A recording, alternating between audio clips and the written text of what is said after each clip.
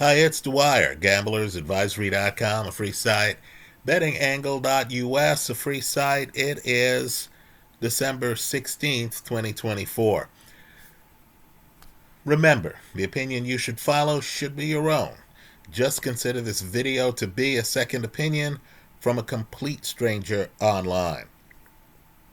Let's talk about the debacle that was Jaime Munguia getting stopped by Bruno Sur in Munguia's backyard in Tijuana, Mexico. Let me point out that Munguia remains an offensively blessed puncher, right? He hits hard with both hands. He likes to throw a lot of hooks. He even got a knockdown in this fight off a left hand in the second round, right? So Munguia is a guy who can overwhelm a lot of people on the way up. But I need for folks to recognize a ringer when they see one. Surace is a guy who had not fought a lot of guys with winning records. Only had something like 5 knockouts coming into the fight. Had never fought outside of France. So it's clear they thought this guy was a balloon ready to get popped. This guy, the feeling was that he had an overvalued, overinflated record. Hadn't fought anyone of substance. But what I want people to do is to look at the defense. Look at the fact that he's actually landing right hands 2 rounds earlier in the 4th round. Right? Notice that his hands are up. Notice how he bounces back from the knockdown. Folks, he's not intimidated. Even against a puncher like Munguia in Munguia's backyard. Now, I've said it before, I'll say it again. Great defense is really not just a set of habits. It's actually a mindset. Right? Great defensive fighters think of things that other fighters don't.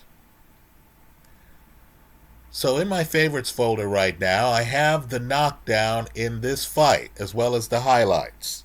Right? You'll see Surace hit the canvas. You'll see Jaime Munguia in the 6th round is trying to go after Surace. He's having a problem with Surace's defense. So he's lingering around the pocket, and it never crosses his mind that Surace has the power to drop it. Right? You can tell a guy who's not defensively blessed by where he gets hit. Right? In a page straight out of the Dubois AJ fight. Where does Jaime Munguia get hit? Folks, right on the chin. Right? A commensurate spot would have been right on the temple. In other words, Jaime Munguia doesn't have the basic vulnerable areas covered. And look where he is. He's literally right in front of Surace. Right? He doesn't have a hand draped around his chin. He doesn't have anything like that. He's just open. So he gets hit. Look at how he hits the canvas. Right, folks? He's knocked down. He's knocked flat. He's laying on the canvas. He's struggling. Now, while I have a problem with the count, I don't believe Jaime Munguia could have continued. Right? Munguia makes it to his feet before 10. Right? The ref is waving off the fight as Munguia makes it to his feet. Munguia, of course, is on unsteady legs. Some people believe that Munguia would have fallen down if the ref hadn't grabbed him after he stood up. But I believe in a situation like this, the referee, and protocol's important in boxing, the referee should have let Munguia fall in. Right? We understand that in the moment things happen fast. You see a guy start to teeter away. You might reach out of reflex to grab him. Right? But understand, once Munguia gets off the canvas, you need to stop the count. Then you need to turn to Munguia and look at him and ask him, are you ready to continue? Can you continue? Do you want to continue? Right here, Munguia gets up, ref waves off the fight. Okay, fair enough. I understand the argument that Munguia couldn't have continued.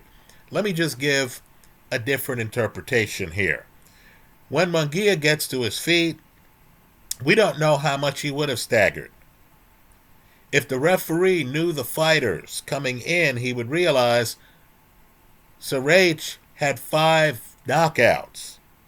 In other words, Munguia was not fighting in a way. He was not fighting Canelo. He was fighting a guy with 5 knockouts.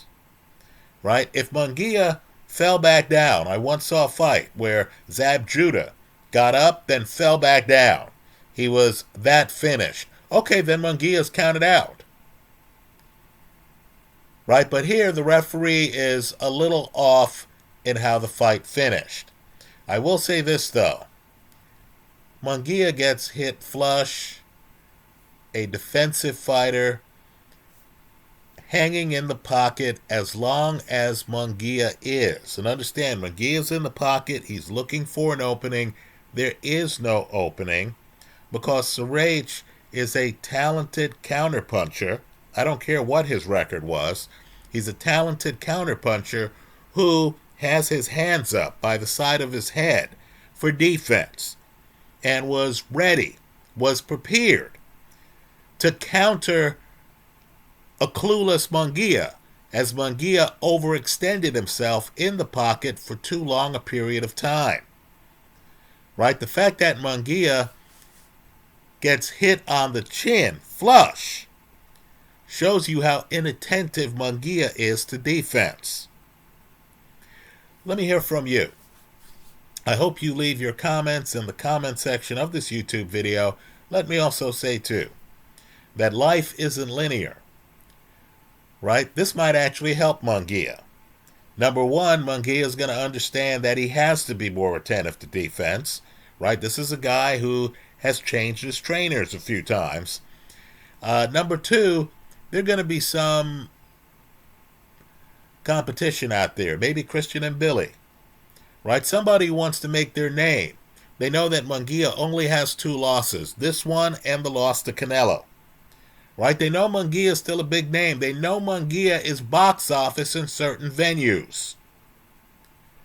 Right? This fight might actually make it more likely that some tough competition faces him. And what they'll find out is Munguia still hits hard with both hands. In this fight, he knocks the guy down 4 rounds earlier. Right? Munguia is still offensively blessed. He's defensively inattentive, but you need the kind of defense that Surace had. You need the kind of countering skills that Surace had to take advantage of Jaime Munguia's lapses. It's a setback for Munguia. I don't want to cover it up, but he's still in the mix for big fights. Those are my thoughts. Let me hear yours in the comment section of this YouTube video. Thanks for stopping by.